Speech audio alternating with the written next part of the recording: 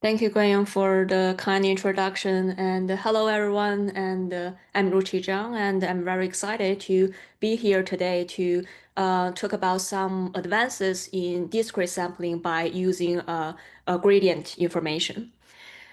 Today we're gonna focus on like a discrete domain sampling in discrete domains because discrete variables are very common in machine learning and statistics problems.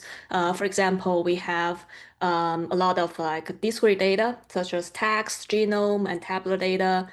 We also have many discrete models whose parameters are discrete, such as binary neural networks. And the task that we consider is to sample from some unnormalized distribution pi of theta here, which is proportional to x u of theta, and theta here is a discrete variable. Okay, so this is the problem setup that we consider today, like sampling from this unnormalized discrete distribution. And to do such a task, there are several like existing samplers that we can use. So Gibbs sampling has been broadly applied in discrete domains. And in each step, Gibbs sampling chooses like one coordinate to update by sampling from its conditional distribution. And then it's gonna repeat this process to update all coordinates. So this is like a standard Gibbs sampling. And recently, there's an approach called Gibbs with gradient proposed by Graswell et al. At SML 2021, which was, I think, one of the outstanding papers there. And the core idea is that they construct a distribution over the coordinates based on the gradient information. So we do not just naively update all coordinates. Instead, we're gonna use the gradient information to decide like which coordinate is more important to be updated. So they construct such a distribution over coordinates and then sample one coordinate from this distribution to update. And then you may wonder like how can we obtain gradient in discrete domains? And again, this paper shows that many common discrete unnormalized log probability are actually differentiable functions. So here you can see that the table lists many common tasks that we consider like Ising model, pulse model, energy-based model. This is restricted Boltzmann machine, hidden Markov model, Poisson distribution, categorical distribution. So all of those functions, like although we restrict X to be in discrete domains, like we only allow X to take discrete values, but actually the function that they are using are differentiable functions. Like we can actually take a gradient of those functions with respect to X, right? So because of that, we can actually like many common like discrete functions actually have a natural like continuous extension that we can take gradient of them. So this is a information that typically have been ignored, but it's already there. Like it's quite cheap to leverage those information to speed up like convergence. And so Gibbs with gradient use that gradient information to decide like which coordinate to be updated. But however, this Gibbs-like methods, including both Gibbs standard Gibbs and Gibbs with gradients, they can only update one coordinate in each step, right? You can only update one dimension in each step. And you can imagine that this is gonna be very slow and very expensive in high dimensional spaces. And another common issue of Gibbs-like methods that they tend to suffer from highly correlated distributions. So this gonna result in like slow convergence and also slow mixing. And in contrast to like Gibbs-like samplers, uh, like in continuous domains, there have been like relatively well studied, and are those continuous samplers are typically much more efficient. And one of the most popular methods is Langevin dynamics, which explores the space following a Langevin diffusion. And Langevin dynamics has been widely used for sampling from like complicated high-dimensional distributions, such as Bayesian neural network posteriors, or generating like images in diffusion models. I think there are like two main reasons for its success. The first one is that Langevin dynamics can leverage gradient to make large effective moves. And it helps the sampler to very efficiently explore the space. And the second advantage is that in each step, it can cheaply update all coordinates in parallel, just in like a single step. And because computing the gradient or like sampling a Gaussian variable can be done cheaply in parallel on either like CPUs or GPUs. So like the great success of Langevin dynamics makes us ask like what's the simplest and the most natural analog of Langevin dynamics in discrete domains? And this is the question that we will answer in next few slides. And we will develop a discrete Langevin that can have similar advantages of the standard Langevin. Now let's take a close look at the proposal distribution in Langevin dynamics. Okay, so this is the proposal from the standard Langevin dynamics. But we rewrite the Gaussian proposal in the standard Langevin by explicitly indicating the spaces that the normalizing constant is computed over. Okay, and then we immediately notice that the proposal is essentially applicable to any kind of spaces. So for example, if we set the space to be RD, then the proposal, this one, will just recover the Gaussian proposal that you see in standard Langevin dynamics. And when we set this domain theta to be a discrete space, then we naturally obtain a gradient-based discrete proposal. Okay, and another key feature of Langevin proposal is that it can be factorized coordinate-wisely. So basically, we can rewrite this q theta prime given theta to be this a product of over all coordinates. And because of that, we do not need to compute a very expensive normalizing constant, even in discrete domains. We do not need to compute that normalizing constant. And instead, we can just update each coordinate in parallel following the Qi proposal here after computing the gradient. And this is essentially our final version of discrete Langevin proposal. Okay, so we update each coordinate following this Qi distribution. And our method is actually surprisingly simple, but it essentially enables the sampler to explore the full discrete space with the gradient information without paying much cost. And here we visualize the update of discrete Langevin proposal. And in each step, we're gonna consider all the possible values that each coordinate can take. So here in this diagram, each coordinate is binary. So there are two possible values, two possible states that the coordinate can take. And based on the gradient information, we're gonna construct the proposal distribution Qi for coordinate I. And we will do so for all coordinates. Okay, so we're gonna construct Qi for all coordinates.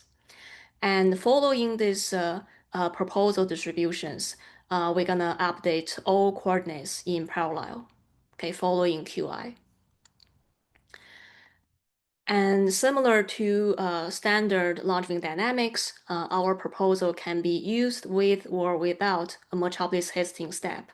So we call them discrete unadjusted Langevin algorithm, or DULA for short, and discrete Metropolis adjusted Langevin algorithm, or DMALA for short. And here, this is a visual comparison between existing discrete sampler and the proposed discrete Langevin. And you can see that in existing discrete sampler, they typically rely on either random walk or those small move. Like they typically can only move to their neighborhoods, so they can only make like a small movement in each step. And in contrast, in discrete Langevin, we're gonna leverage gradient-informed exploration, and which allows the sampler to take a large move. You can see that by utilizing the underlying continuous extension, it gets the gradient direction, and then it can like update all coordinates in parallel to enable it take large moves and explore the discrete spaces much more efficient. Okay, so this is for the algorithm, and we also provide convergence analysis. In the paper, we do asymptotic convergence of our approach, and in theorem, we show that the asymptotic bias of DULA, which is the approach without Metropolis-Hastings correction. Okay, so we show that asymptotic bias for DULA is zero for log quadratic distributions and is small for distributions that are close to being log quadratic. So I think this is a very interesting theoretical result because we actually show that even without image correction, right, the algorithm, the sampler can still converge to the target distribution asymptotically, which kind of indicates that the proposal that we developed is efficient, right? Even without like forcing it to converge to the target distribution, it can actually naturally converge to the target distribution. And here, I want to show some experimental results. So the first one is restrict Boltzmann machines. We also have like Ising model, pulse model results in the paper. And here you can see that the red line is DMALA, like our approach with image correction, and the purple line is discrete Langevin without image correction. So you can see that both of them converge like much faster than existing discrete samplers. And especially for DMALA on this example, it converged like much faster than all other approaches. And we also apply it to a deep energy-based models. And here the task is to generate images. And here again, we can see that DMALA yields the best, the highest log likelihood estimation. And here we show the generated images from our approach. Actually, they are like very close to the true images from the training set. At least for me, I couldn't tell like whether they are generated or true images. And next, we test on a language model. And the task we consider here is text infilling. Here, the task is to like given an incomplete sentence, and we need to fill in those mask positions. Okay, and we consider both diversity and quality. So the self-blue and unique n-grams are metrics for diversity, and corpus blue is a metric for evaluating quality. So here we want to show that our approach can generate high quality sentences with much higher diversity. This is because our approach can update, right, like multiple coordinates in one step. So although like in most cases, like especially in sentence, right, those coordinates will be highly correlated. So you can imagine that if we use Gibbs sampling or Gibbs with gradient, given all the tokens, given all other words fixed, the single word will probably also be fixed. But if we are allowed to change all the words together, then we can probably find another like a suitable sentence um, that is also viable but is different from the previous one. So this is we show that we achieve like a high quality sentence with much higher diversity because we can update all coordinates in a single step. Yeah, so next I'm gonna introduce some extension, but before I do that, any question about the discrete Langevin? Hey, Can I ask a clarification question on the language example? So may I ask, how did you do the embedding for the language example? Oh, I think we just use the standard embedding for this task, like what people usually use for this task. But you're not embedding everything into a Euclidean space, but still you treat it as discrete like tokens Yes. or yeah. Yes, I think so. Yes. So yeah, to me that is a little bit a bit surprising because Uh-huh. I feel like the gradient-based method they can be successful because intrinsically the state space itself is somewhat ordered like the Euclidean space. But for the tokens or letters like A, B, C, D, E, naturally they are not ordered at all. So I, at least intuitively, I didn't see why the gradient could help with mixing. Well, I think here we represent token using one Hall vector. Okay. Yeah, so the distance is whether those two tokens are the same or not, basically. Yeah. It didn't tell like it's not um like other type of like a vector which gonna somehow encode the similarity or distance between the embeddings. So I think if we use one hot, then we won't add such information. That might be the reason. Oh, yeah, good point. Chen, you have a question? Yeah. So this is very interesting. I don't know much about this. So regarding these examples, how do you get the target distribution, the formula? So you do need a formula for the target distribution. Mm-hmm. So for this example and the previous image generation one, how do you get the formula for the target? So for this one, this is just a like energy-based model. Like we formulated as just a follow energy-based model, like a P of X. Like we want the X where the X is the image, and we want to we first gonna train this energy-based model to learn to categorize this image distribution, and then during test time we just draw samples from that energy based model to generate new images. I see. Yeah. And similarly, this is a little bit more complicated than the image example, but the core idea is similar. Like we're gonna formulate distribution of those mask positions, like given all the other tokens, and then we're gonna Okay, draw samples from that. I see. Okay. And another question I had is, what does the log quadratic mean in this context?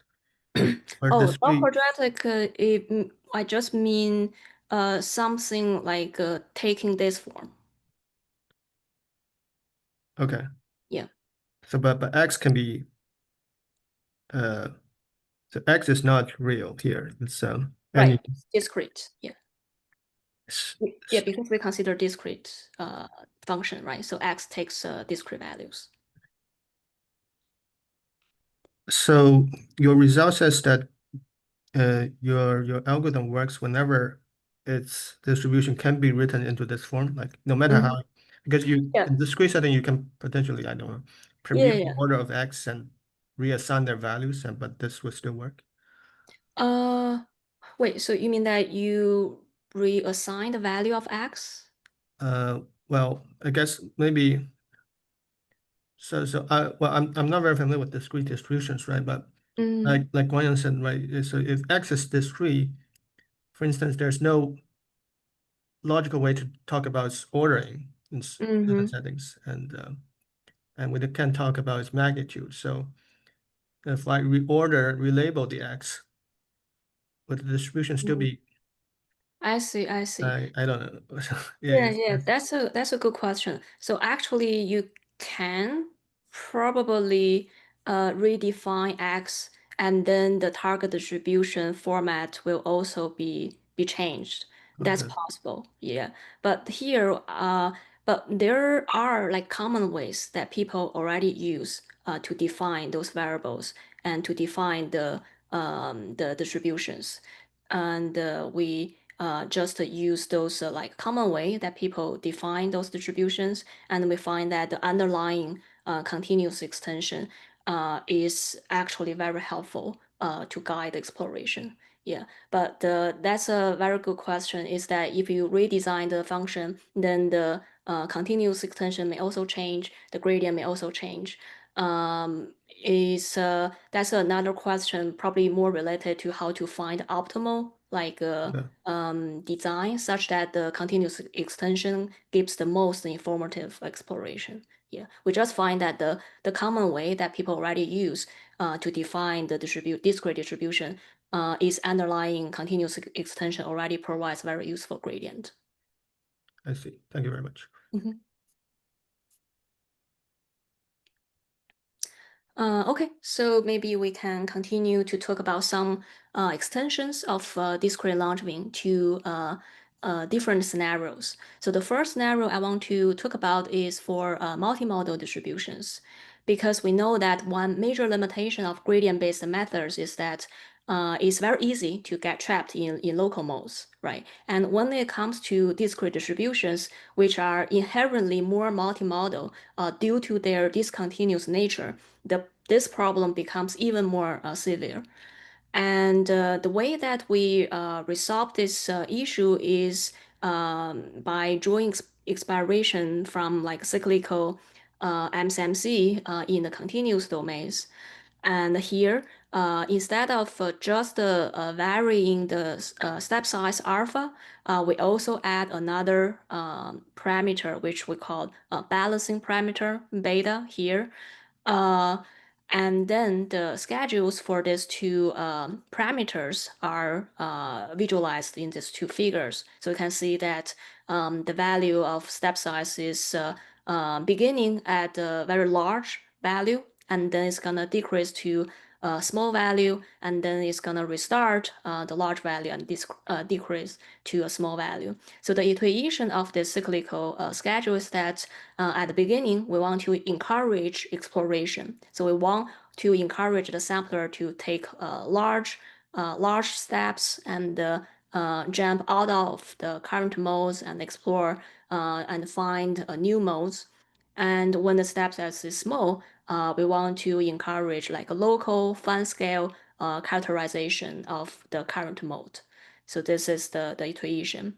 And we add a schedule for balancing parameter beta is because that so in standard, like in discrete Langevin, the value of beta is just the 1/2, okay? And the 1/2 is optimal only when alpha is very small. So there's actually a coupling relationship between alpha and beta. And since we're gonna set alpha to be very large, then 1/2 is not the optimal value anymore. So here we're gonna vary the value of beta accordingly, such that to make sure that the balancing parameter is somewhat like optimal given the current value of alpha. So that's why we have like two schedules, one for the step size and the other for the balancing parameter. And we use cyclical schedule because we want to encourage exploration at the beginning and then want to encourage fine scale exploitation in the end of the cycle. And then we're gonna restart the cycle to explore new modes. And this is the algorithm. And for the theory, we do some non-asymptotic convergence analysis based on the total variation distance. We show that the convergence is reasonable, basically. And this is a illustration of the empirical performance. So you can see that the ground truth here is like highly multimodal, and random walk means the Mochopis-Hastings sampler. And you can see that the random walk sampler can find all modes actually, but its characterization is very noisy and lacks details for each mode. And in contrast, for D-Mala, which is discrete Langevin with Mochopis-Hastings correction, and AB is another gradient-based sampler. So for those two methods, they can effectively characterize a specific mode, but are easily trapped in some local modes. So it cannot find old modes. And ECS, which is our method, automatic cyclical sampler, we show here that it can find all modes efficiently and also characterize each mode accurately due to using these cyclical schedules.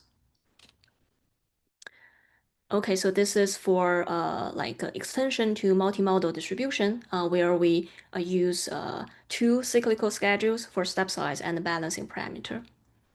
And next, we also extend our approach to combinatorial optimization, which is another common discrete problem.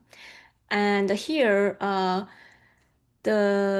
we actually use so to do global optimization using samplers, we typically gonna combine sampling approach with simulated annealings, right? But to encourage more exploration and jump outside some local modes and encourage to converge to the global minimum, we further develop this reheat mechanism. So that basically means that instead of continuously decreasing the temperature as in simulated annealing, we're gonna reset the temperature to be a higher value to encourage exploration again.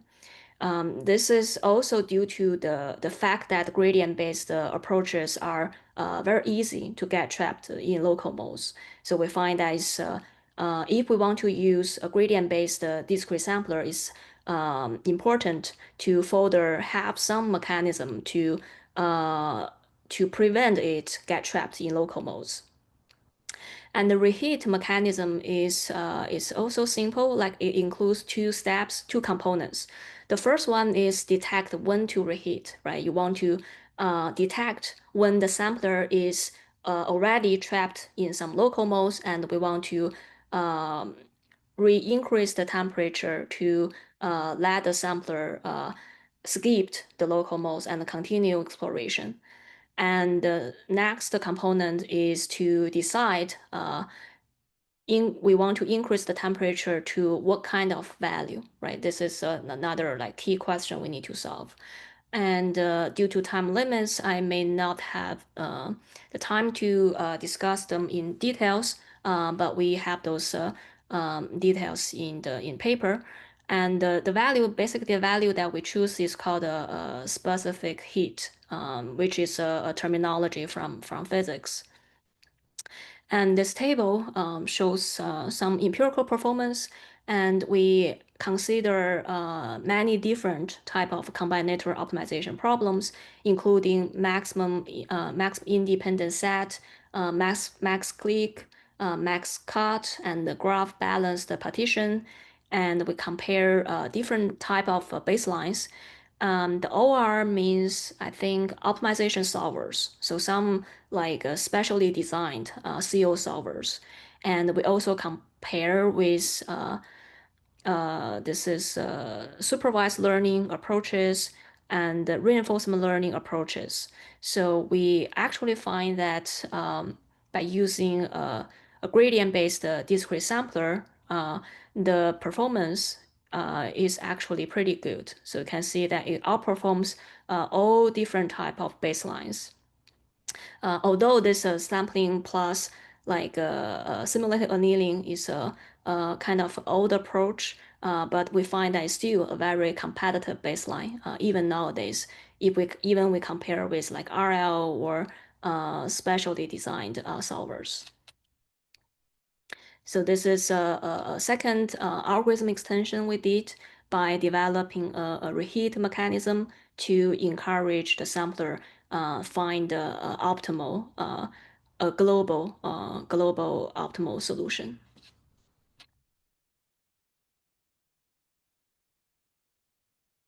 So any question about these two extensions? Because next I will switch the gear to talk about application.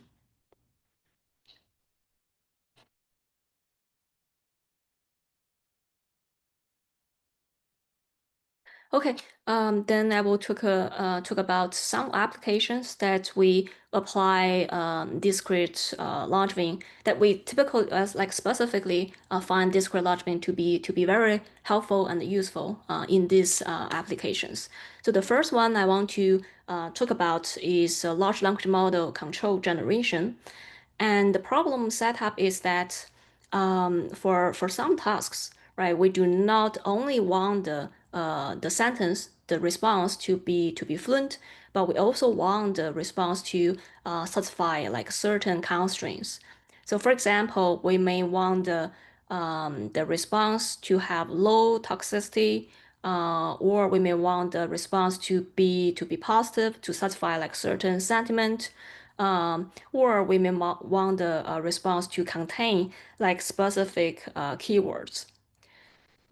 And here we apply like discrete Langevin, like gradient-based discrete sampling to get so-called this discrete bias tokens. So the line the row here like is just a like standard generation from LMs. So it's gonna produce this continuous lodges. But in the second branch is where we're gonna apply the gradient-based discrete sampling to constraint function to get those discrete bias token. And by combining them together, we're gonna get a new response that is not only fluent but also like satisfy constraint functions. So this is the problem setup, and more specifically, we kind of since we want to formulate it as a sampling problem, right? So first step is to write out our target distribution. X here is just the query or the prompt that we feed into the LM, and Y is the response that we want to get. And B here denotes the bias factor. This is introduced to bias the response Y towards the response that satisfies constraint function. And here we denote this joint target distribution in terms of P of y given x and the bias vector times. This is a constraint function of bias vector. So we show that if we can obtain sample y from this joint target distribution, and then y naturally satisfies both fluency and the constraint that we want to have. So after defining this target distribution, a natural question is like how to sample from this target distribution. And since y is the response and b is bias vector, and both of them are in the discrete domains, okay, so naturally we consider to use discrete Langevin to sample from this target distribution. And since we have two variables, y and b, and we use like deep sampling to alternatively sample from p of y and the p of b. And here's a like a illustration into the procedure. We gonna have this bias token and a response y at the t step, and then we're gonna like condition on the current response y, we're gonna sample p of b given y using gradient-based discrete sampling. So we're gonna get a new bias token bt plus 1. And given the new bias token, we're gonna update the response y to get a new response y t plus 1. So this is kind of the alternative sampling that we use in this joint sampling procedure. And here are some empirical results. We consider like 3 type of tasks, including sentiment, toxicity, keywords, and we measure the results in terms of both control, which is like whether the response satisfy the constraints or not, as well as fluency, like the quality of those response. And we compare with like different baselines. So we find that our approach like achieves better fluency constraint satisfaction trade-off. So you can see that in most cases it satisfies the constraint the best, where at the same time it maintains comparable fluency compared to existing approaches. And another like unexpected advantage is that we actually find our approach is much faster, like it's actually 2 times faster in terms of decoding time. So this is actually a advantage that we didn't expect at the beginning. And we think this is because we operate entirely in the discrete domains. So we remove many like unnecessary steps like conversion between like continuous to discrete or converting from discrete to continuous. And because of those steps, previous approaches often include some unnecessary like gradient computation. So I think because we entirely operate in discrete domains using those gradient-based discrete samplers, so we remove many like unnecessary steps so that we actually find the decoding time of our approach is much faster than existing approaches.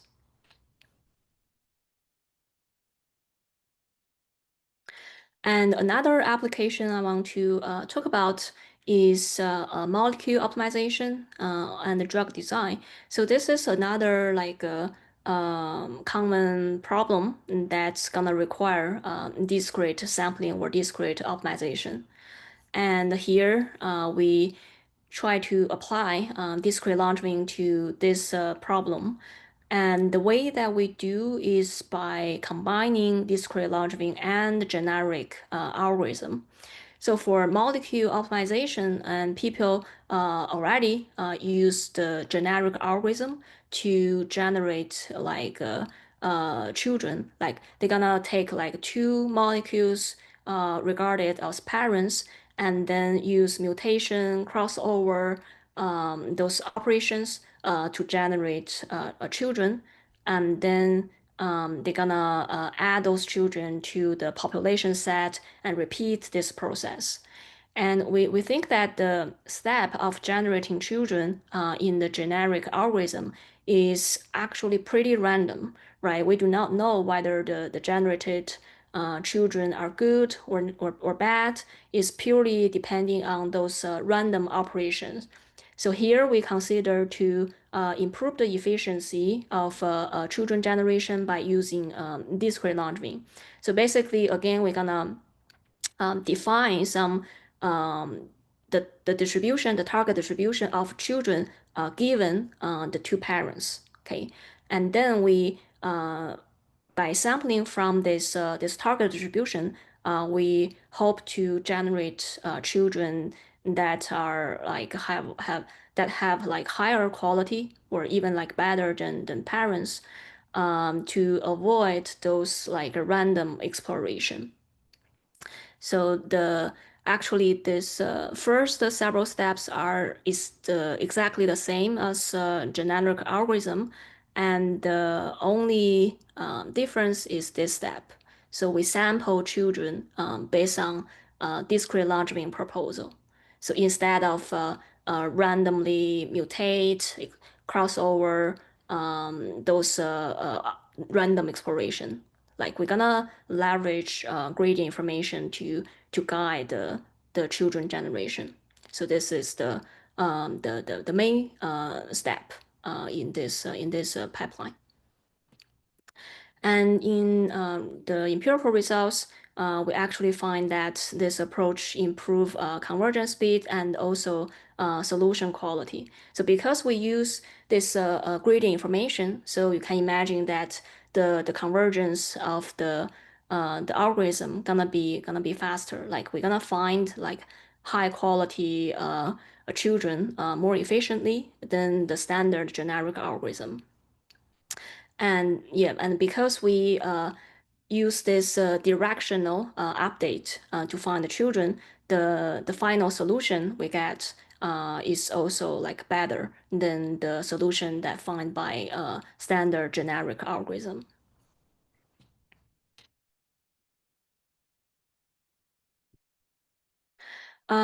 So here I want to mention some more work on gradient-based discrete sampling beyond what I just mentioned. So the first one is a direction that to extend gradient-based discrete sampling to the scenario where we do not have those natural continuous extension. Right at the beginning of this talk, I mentioned that we have the gradient because those discrete distributions have those natural continuous extension, right? So that we can take gradient with respect to the variable. But however, in some cases, we may not have those natural extension for the discrete distributions. And in those cases, we can actually still use gradient-based discrete sampling by constructing those continuous extension ourselves.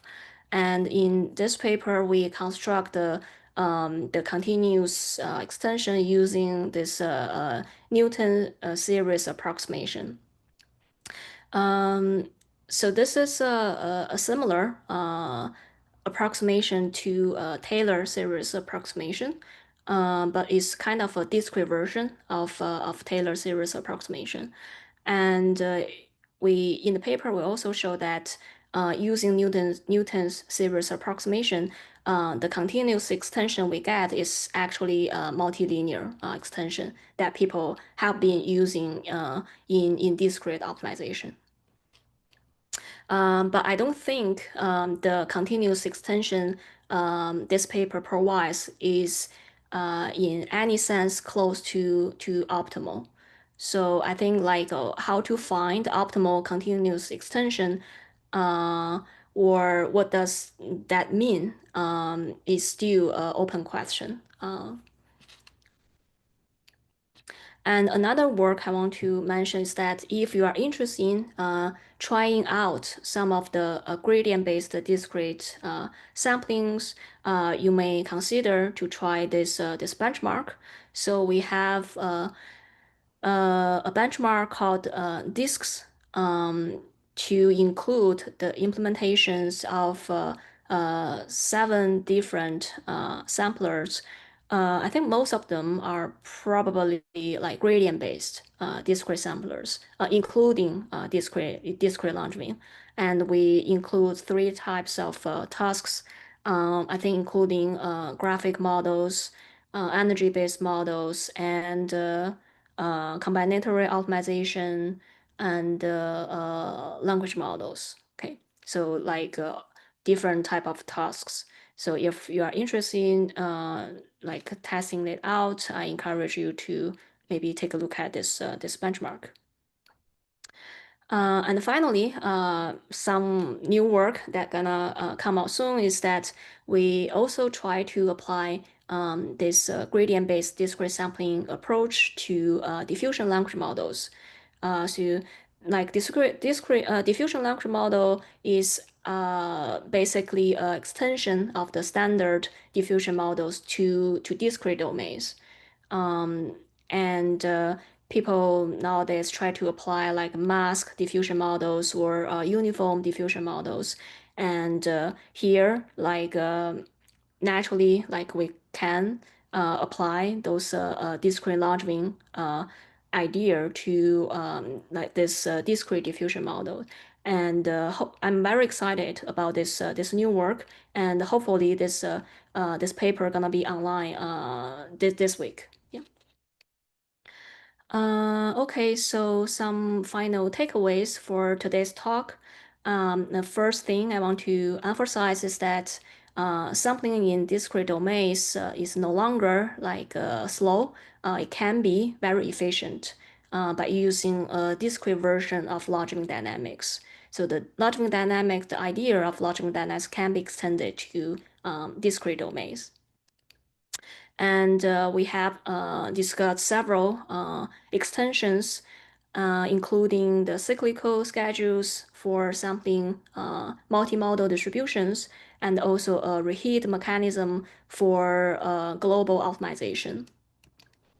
I have shown several applications where discrete Langevin is particularly useful. The first application is for those classic models like Ising, pulse, restrict Boltzmann machines, energy-based models. And the second is for large language models, especially for control generation. And finally, we show the application of discrete Langevin to AI for science, such as molecular optimization and drug design. So I believe that this is just a beginning, and there are many more discrete problems that can take advantage of gradient-based methods. And I'm happy to chat offline, and I'm welcome collaboration. And with that, thank you, and I'm happy to take any questions. Hey, yeah, thank you so much for the very nice talk, and I will stop recording now.